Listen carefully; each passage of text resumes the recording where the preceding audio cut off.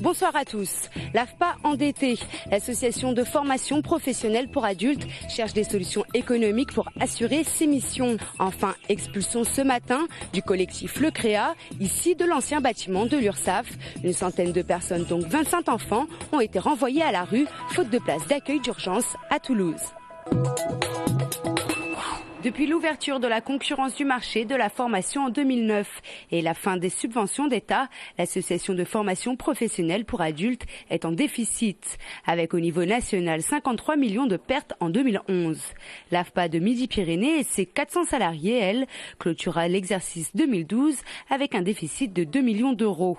Moins touché que d'autres régions, mais pas épargné pour autant. Une situation financière difficile, fragile au niveau national, face à laquelle nous construisons actuellement des solutions, recherche de partenaires, recapitalisation de l'AFPA, réflexion sur le devenir du patrimoine, parfois et dans certains cas regroupement de centres de formation AFPA, de manière à certes réaliser des économies, mais également accroître la performance de nos plateaux techniques.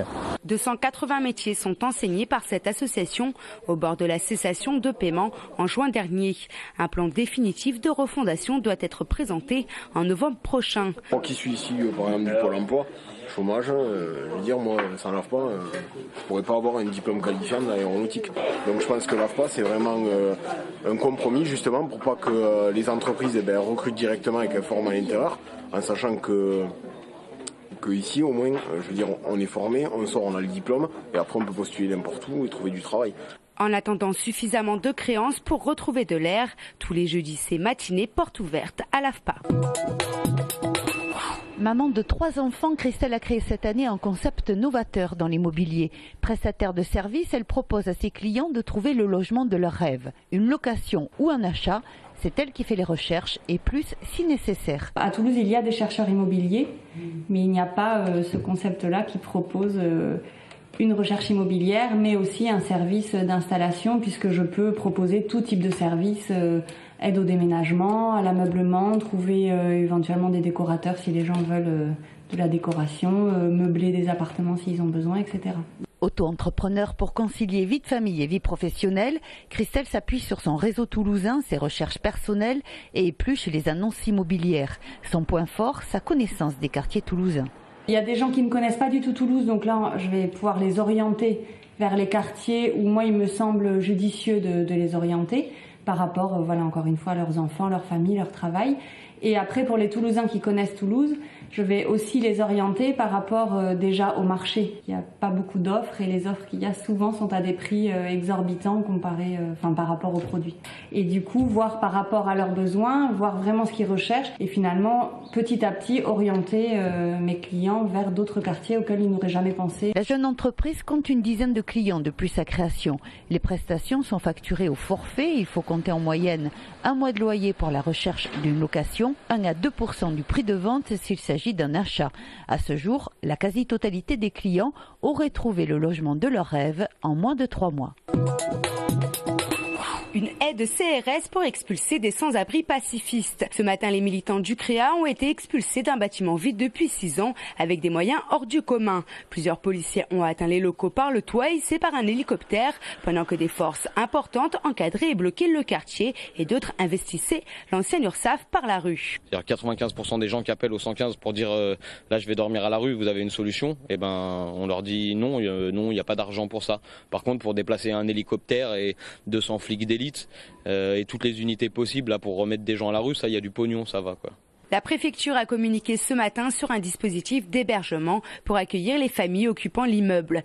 Mais selon les travailleurs de la veille sociale, qui usent toujours de leur droit de retrait pour dénoncer le manque de moyens mis en œuvre pour l'hébergement et le logement à Toulouse, et ils n'ont eu aucun retour à ce sujet.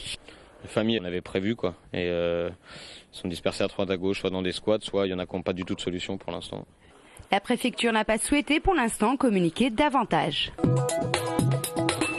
Ce week-end a eu lieu à Toulouse la Slut Walk, c'est-à-dire la marche des salopes. Ce mouvement féministe mondial a pour objectif de dénoncer le sexisme omniprésent dans notre société. Suite à une série de viols commis sur un campus universitaire, le commissaire chargé de l'enquête avait tenu des propos insultants. Un policier a conseillé aux filles, si elles ne voulaient pas se faire violer, d'éviter de porter des jupes et donc de s'habiller en salope, donc Slut Walk.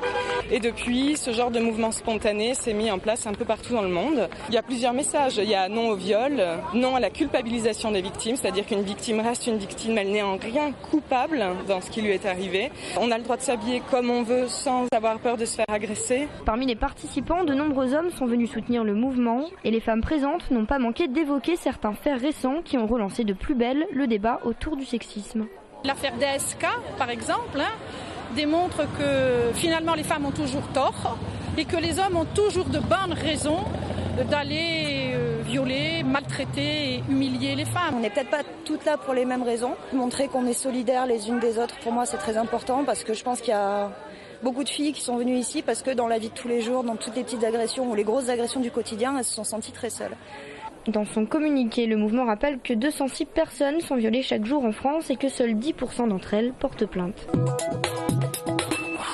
Tout au long du week-end, les Toulousains ont pu prendre la clé des champs à la prairie des Filtres.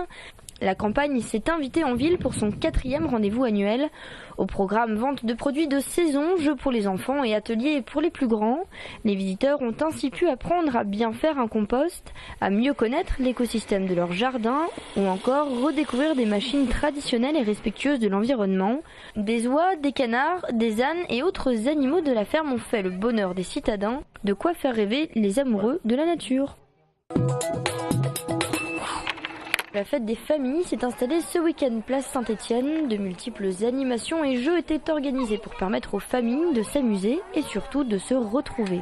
On se rend compte que la famille, qui est une institution si essentielle pour notre société, est tellement commune, on est tellement habitué à elle, qu'on oublie de s'en occuper et qu'on oublie de lui dire merci.